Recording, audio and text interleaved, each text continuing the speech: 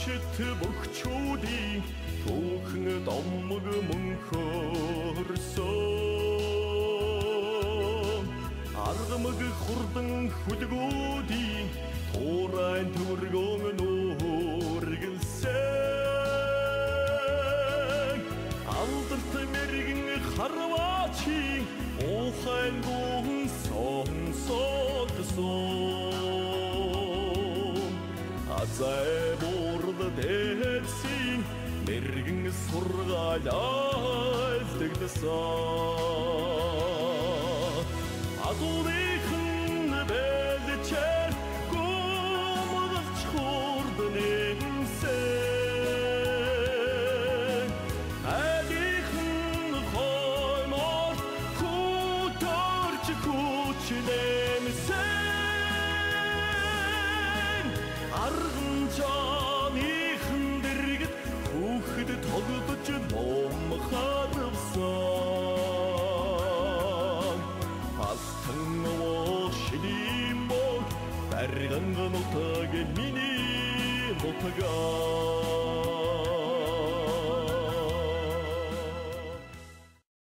So we have actually 2 roundtables scheduled before the end of the semester, and this afternoon Professor Yu is going to speak about the relations between Mongolia and China. And this will also be available on our college website later. So please welcome Professor Yu.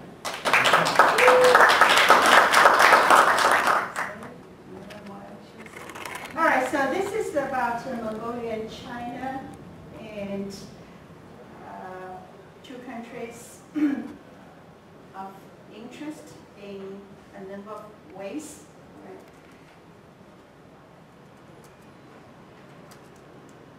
Okay.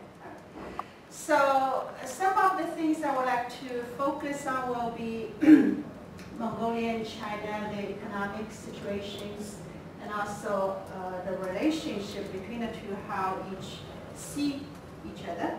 Okay, if they are, and here's the map of the two countries. Well, this is a map of the world, and you will see here's China, Mongolia, and Russia. And Mongolia is the only country that has 2 neighbors, and those 2 neighbors are actually number one is in land size and one is in population. So Mongolia is very lucky in that aspect.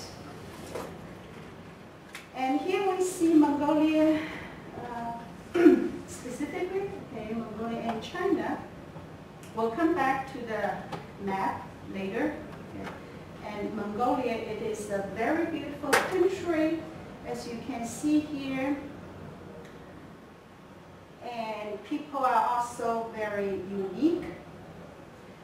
And the most famous person, okay, Mongolia's famous son is King Kishon, and he was the creator of Mongol nation, and also he was the founder of the largest empire actually of human history.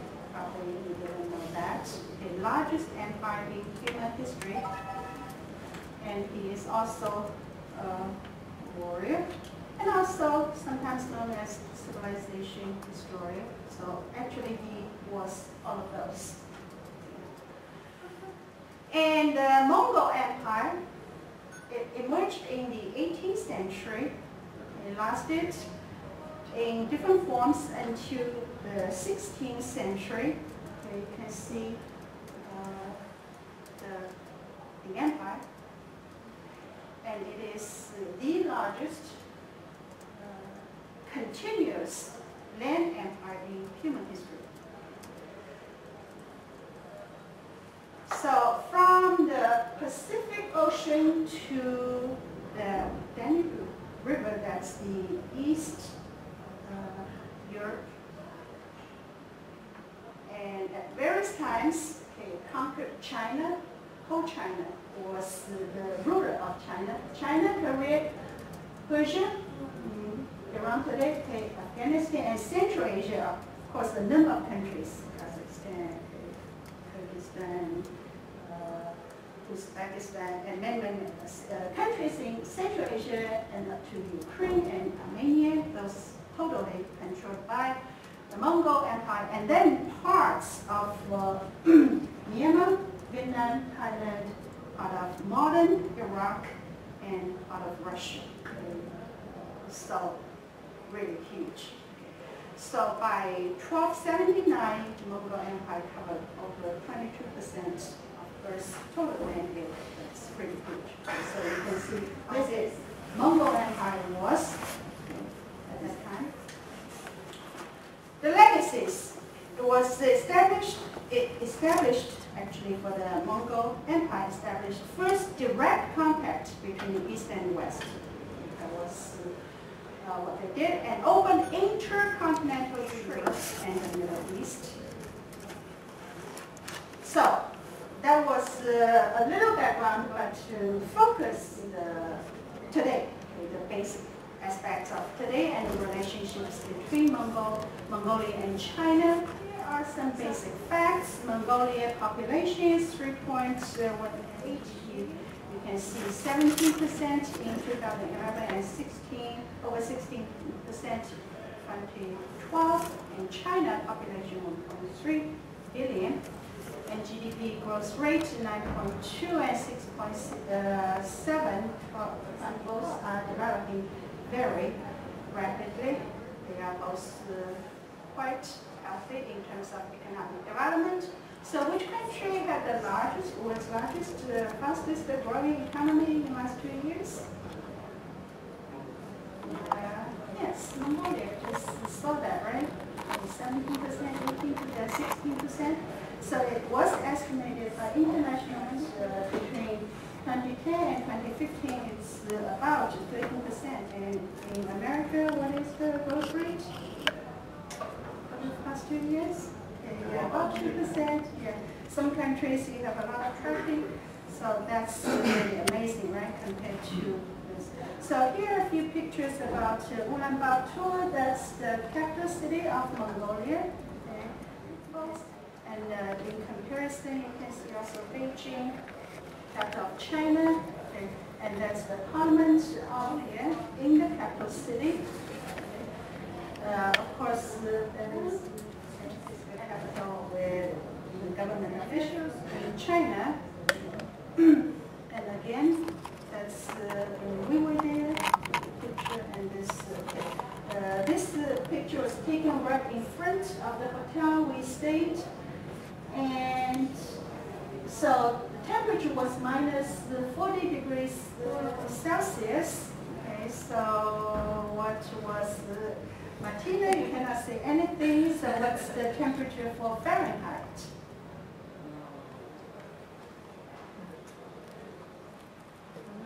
No? What is three? Actually, when it is minus 40 Celsius and Fahrenheit, they're the same. So, minus 40 also Fahrenheit. And you still see people walking around, even though it was cold, it was not that bad. People walking around, and also this picture also taken directly from the hotel, and they just highlight, you can see the movie was at place, Tom Cruise, right? It's the new movie. So Western impact, civilization, or the media invasion clearly is shown in Mongolia, in Ulaanbaatar. And that's in Beijing, how they move away the snow, but not manpower. Okay. Now, China and Mongolia, are they friendly neighbors, cold strangers, competitive partners, or cautious collaborators? My argument is probably all of them. And you can see there are areas for collaboration. Okay, for natural resources, Mongolia is very rich. Okay, and construction, because it is developing so rapidly, it needs a lot of construction work to be done, and they can use China's manpower and cashmere livestock, very rich again in Mongolia, and also they export food and beverages. Okay. For machinery, it is what China is strong about, so they export to Mongolia, and customer goods again from China to Mongolia. And education, both countries, they value education very highly, and tourism also very strong for both countries. So there are a lot of opportunities for these two countries to collaborate. Okay. Now, for the natural resources, Mongolia is rich in coal, copper, gold, coral, forests, rich fish, and also variety of minerals. So Mongolia has a nickname, also known as Mongolia. Mongolia because it has the mining industry is really astonishing these days. Okay. And Mongolia's mining accounts about 1/5 of its economy, and for the government revenues, 1/3 comes from its mining, and also processing animal products, also quite developed. Cashmere production, pretty good. So there are different areas. Now mining, if you go to Mongolia, you will see these all over the place. Okay. And almost 90%, 89% of its total export goes to China. And then the rest goes to Russia, Canada, okay, and some other countries, but those are the main countries. And then imports, Mongolia also imports 1/3 of its imports comes from China. Okay, machinery, as I said before, appliances, consumer goods. Okay. So these things, and education, I have to emphasize both countries value education greatly. Okay. So you can see Mongolia GDP spending on education is 5.6% ranking, 39th in the world, and in comparison, the United States 5.4 ranking 60th, and China, while GDP spending on education is not a lot, okay, ranking 116th in the world. However, if you look at specifics, because there are a lot of changes have taken place in Mongolia. So even just about 20 years ago, you will see 10 years ago of students in schools, but since then situation has greatly improved. There are now more choices and more resources, so children can have their selections, also go to school in years. We will talk about years a little bit later. And education in China, extremely highly valued. We will see a lot of Chinese students here, of course. And one study showed, a recent study, 1/3 of families' income is actually spent on children's education, over 60% of Chinese families. So they can say, usually there's a saying in Chinese, you can save, if you don't want to spend on things, that's fine. The only thing that you cannot be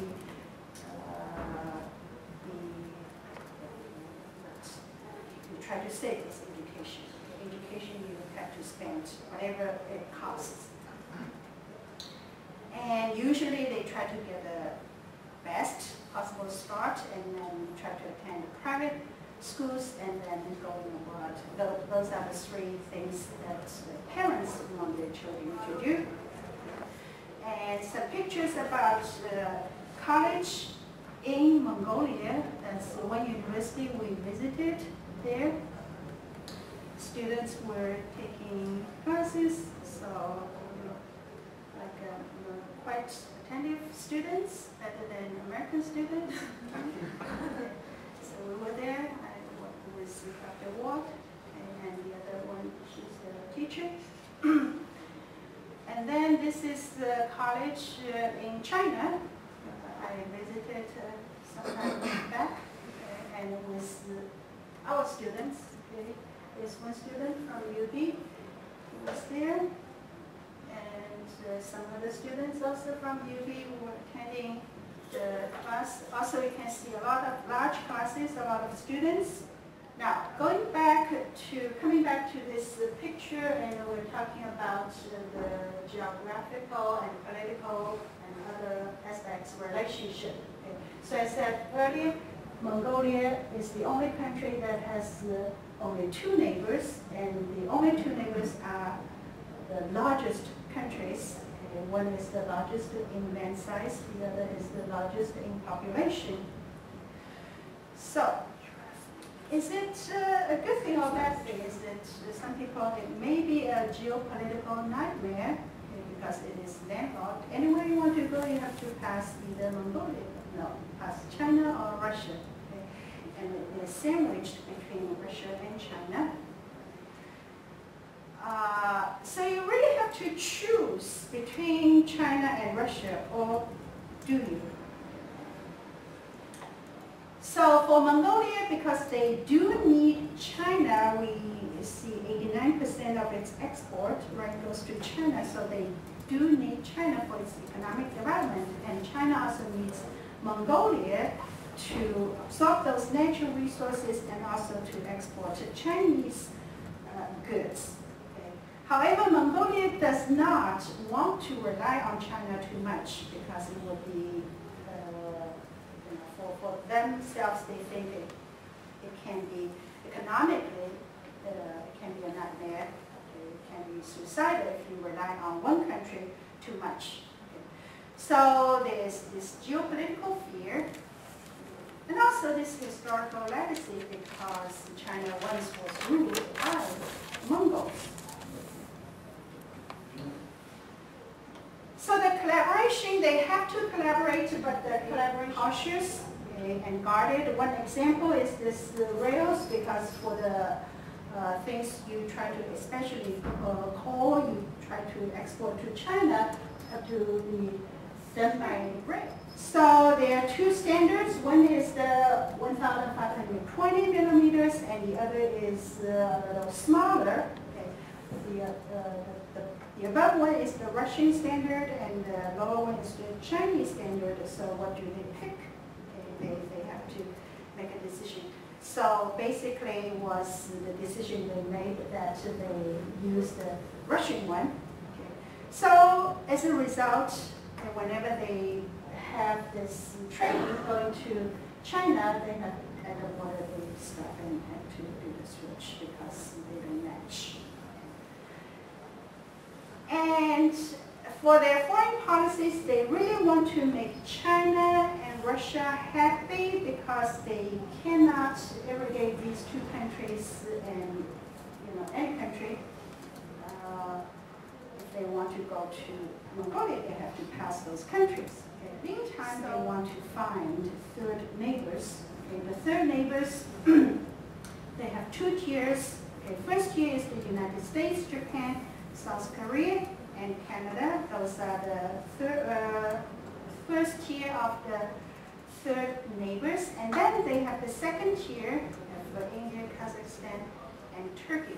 So those countries, they want to expand their foreign relations and also the economic collaboration with those countries so they don't have to rely on China so much. Now another aspect is the language. Okay. Because Mongolia had closer relationship with Russia, with former Soviet Union after the Second World War, okay, because it was really more communist. So Russian used to be the dominant second language.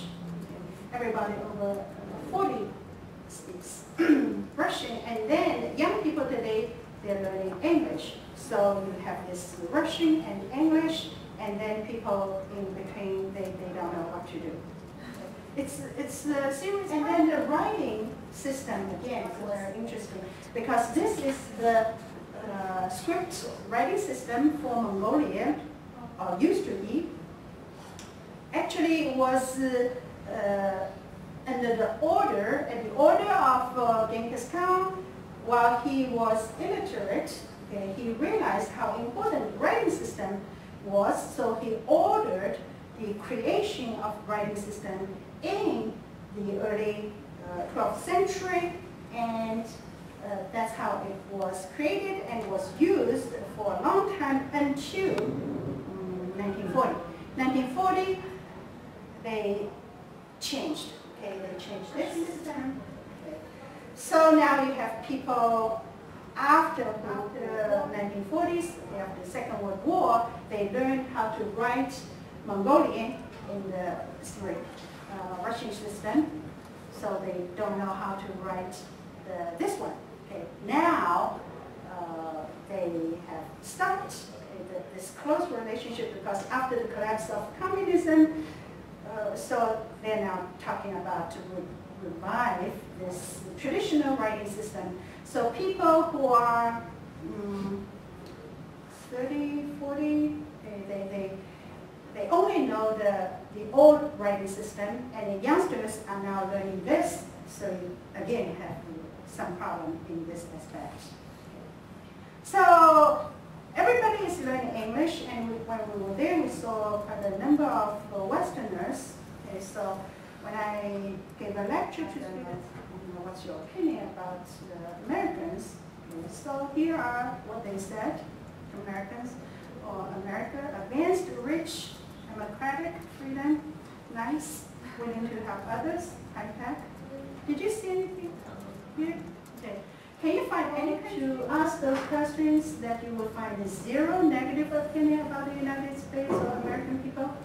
Mongolia actually is the only country, as far as I know of, all the countries I've been to, and the only country that people have absolutely no negative opinion about the United States. American people, 100% positive. Okay. So economic outlook for Mongolia, as we can see, it is rising. It is still rising, okay, but there's challenges. And China has risen quite a bit, but still okay, hasn't stopped yet. Okay, also with challenges because there are certain issues, certain problems. So according to the World Bank, poverty is still a problem in Mongolia. You can see close to 30%, although down from 2010. The unemployment rate in Mongolia is also pretty high, 25%. And about 50% of its population live in capital, well, who live in the capital city, Ulaanbaatar, they live in gears. Okay, so here are the gears. You can see this is some are gears, some are buildings, and when you have population so concentrated, okay, and so condensed together, that creates a lot of problems, right? And traffic also is a problem. I didn't have, wasn't able to take some pictures for the traffic. However, roads are congested. And also, one thing I found that was interesting was some drivers drive on the right-hand side, some drivers drive on the left-hand side. And the cars, okay, you have the driver's seat either on the left or on the right. You have both. What? Wow. Yeah, that was very interesting. All right, so here are some more pictures about the gears people live in.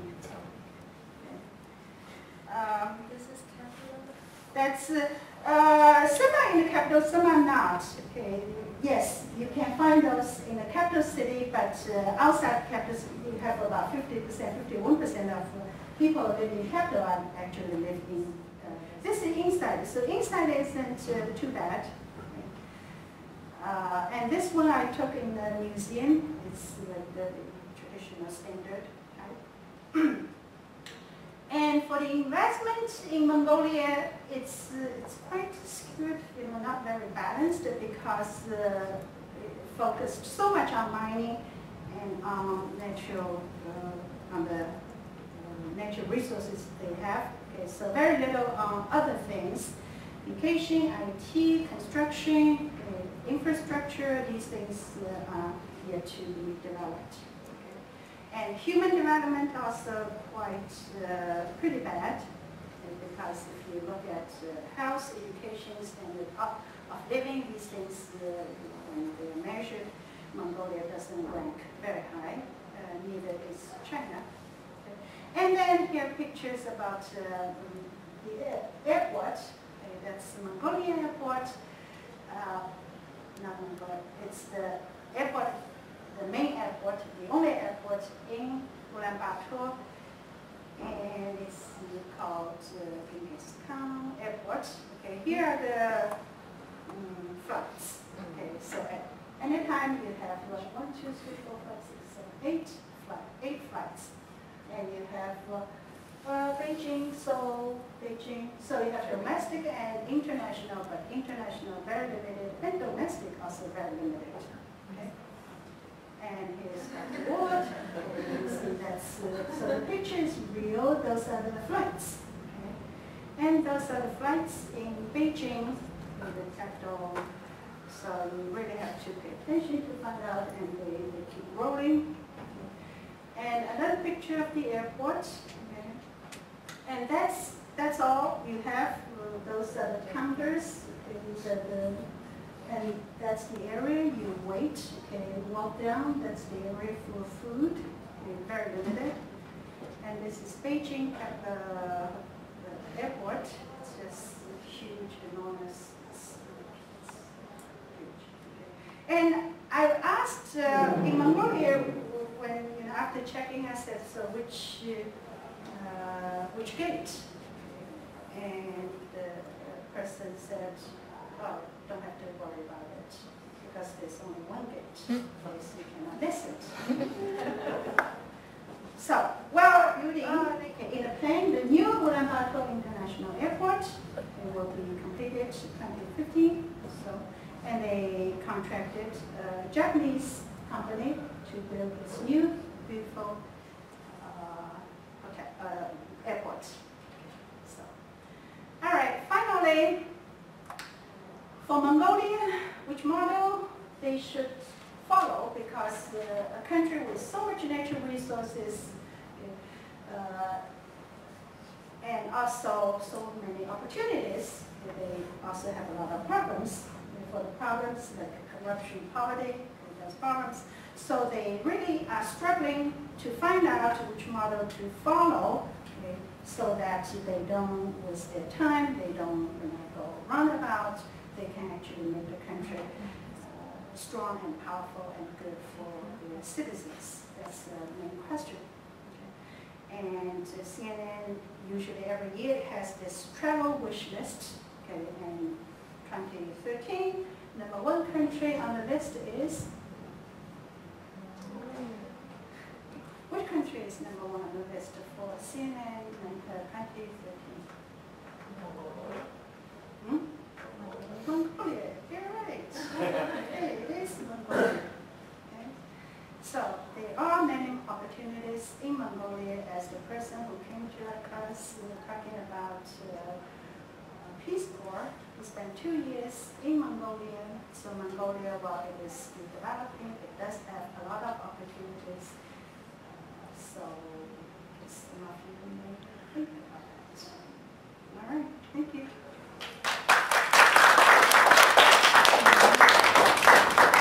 Questions? I just had a question concerning Kazakhstan. When you look at the map, it looks like there might be like, do they show like a common? Border? Not a border, but it looks like there's a common sea or something where they would have like a. It looks like there's like maybe that they would be that they're located on the same lake or something. Oh, share the same lake? It looks that way somehow.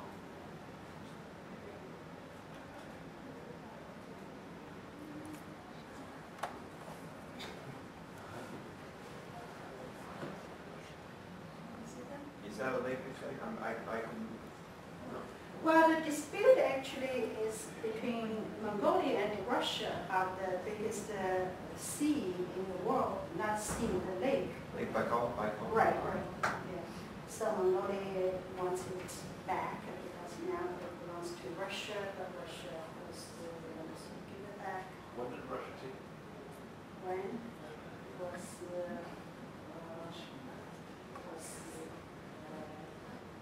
right after the Second World War, or during the Second World War.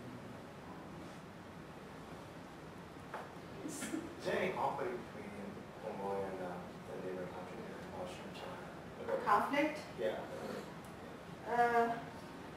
Of course, they try to avoid any real conflict between the two countries because these are the only two neighbors, and those are huge neighbors. So you don't want to offend those neighbors because you also need those neighbors. So there are no direct conflict. I wouldn't say no border conflicts. In China there is one area. This area is called Inner Mongolia. So it's another topic because Inner Mongolia and Mongolia, they speak same language. Ethnically, they're the same people. Okay. So you have Inner Mongolia, which is part of China, and then Mongolia, which is Mongolia. Okay. So China thinks Mongolia should belong to China, and Mongolia thinks Inner Mongolia should be Mongolia's. So those conflicts, they are conflicts, but they are not now dormant. So people just don't talk about those. And when we talk about this legacy, because in Mongolia, Mongols, they ruled China for 98 years, almost a century. The whole China, not just the small parts, complete China. It's the Yuan dynasty. Okay, that's China was first time ruled by minorities. And these things, they are the historical legacies. What is the main impetus for the economic development of Mongolia? So it's only the mining industries, and if it develops the mining industry, will it affect the environment? And what about the environment? Since you yeah. Well, the air isn't very good. Yes, there is pollution. Pollution is pretty bad. Actually, I had one of the students who came from Mongolia, did a paper on the pollution in Mongolia. Mongolia development, when they have to develop, when you don't have a lot of infrastructure, very well developed, so you have to do that. And when you do these things, yes, the consequences environmental. And these are not being addressed yet because they just started doing that. What would be the main factors that attract people to travel to Mongolia? Mongolia? Yeah. Well, it's, I think for Westerners it is exotic because it has huge land. You don't have a lot of people, and then you have a lot of animals. It's people were the nomads. They migrate. You don't stay at one place. So if you love horses, if you love just nature, you don't want to go to. Well, for people, if they love Paris, they don't go to Mongolia, right? If you love New York, you don't go to Mongolia. But if you love like Machu Picchu, you go to Mongolia. I'm correct in thinking that I saw the slide say that 1/3 of all Mongols live inside the Mongol city. Yes, 36%. The Ulaanbaatar, the capital city. That's absolutely ridiculous. Is there any other big city or is it countryside? Mostly countryside, yes. Okay, these actually figures will have a higher percentage. Okay. I used the lower, this CIA effect book numbers. Okay. The reasons are that there are more opportunities in Ulaanbaatar, in the capital city. You can find jobs there easier, but outside there are not as many jobs. Okay. And then living is easier because you have more things available, buying things. If you live in rural areas where you don't see a lot of people, If you need to buy things, very inconvenient. That all makes sense for living in a city as opposed to living in rural. Why does everybody live in one city? Why isn't there a bunch of smaller cities? This is the one city that is relatively developed. All the others, we had one person who was our interpreter. She came from another city. The city,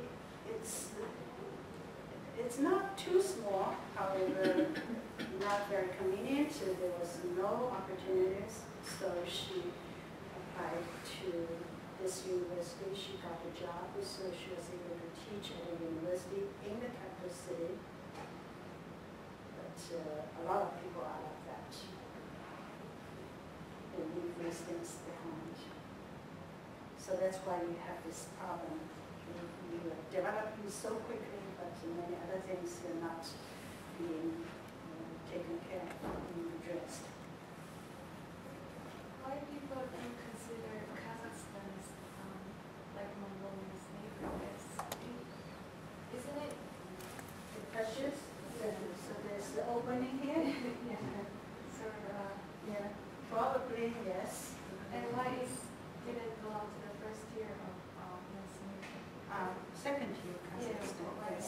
Well, Kazakhstan is not as developed. So the first tier are those more developed countries. Kazakhstan, they do, but they cannot get too much from Kazakhstan or export too much to Kazakhstan. So it's more negligible. It's there. Yeah, I know we have a student, but they're not here. A student who is Chinese, but Mongol ethnicity, and also I know a student here who is Mongol, but lives in China.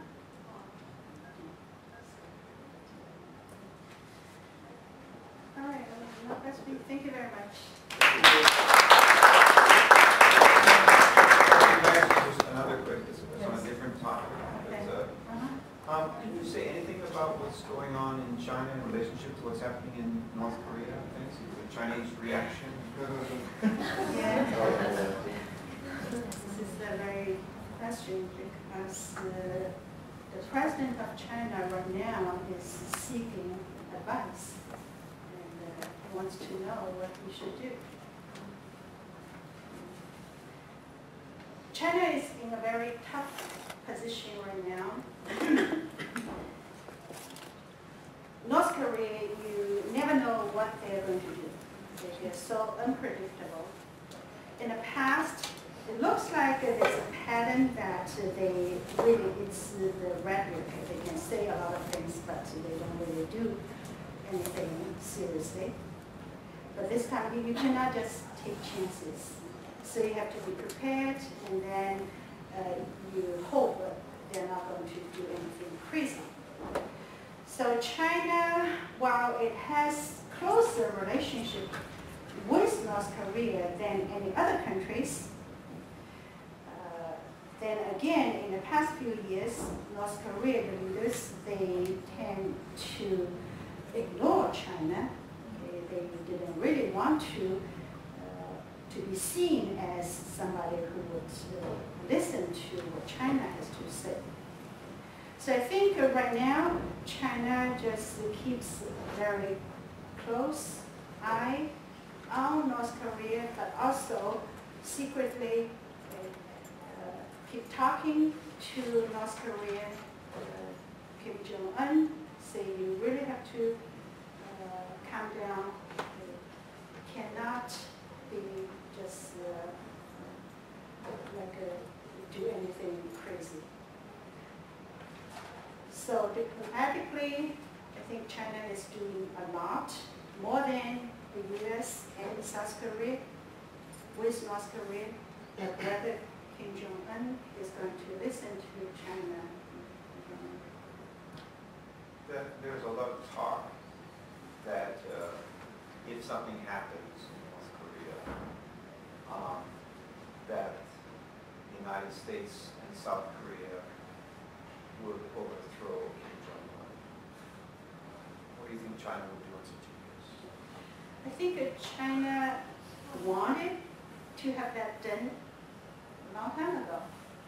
China always wanted to have Kim Jong-un replaced, or anybody, Kim's family, okay, the whole dynasty be replaced.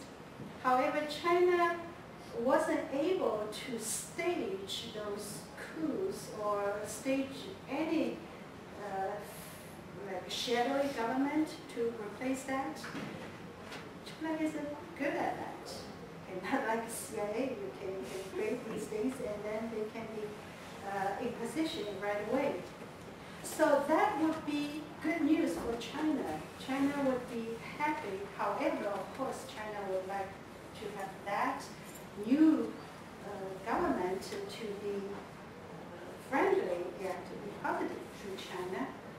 So if the war breaks out, and clearly Kim will be gone, he wouldn't be able to sustain the fight. Okay? So he will be gone very quickly. So new government will be replaced. Will it be the one that to have both North Korea and South Korea combined, or will it be just still the North Korea? And how it goes, it's a big question, but I think China will be happy to see that happen. At the same time, China would like to have a huge influence to save for the new government. In that way, China wouldn't have to deal with the floods of those refugees, right? Okay, because they're coming to China all the time, but China cannot deal with that. So with that, then China can actually deal with the problem openly. Other countries will have to share the burden. Okay, all right.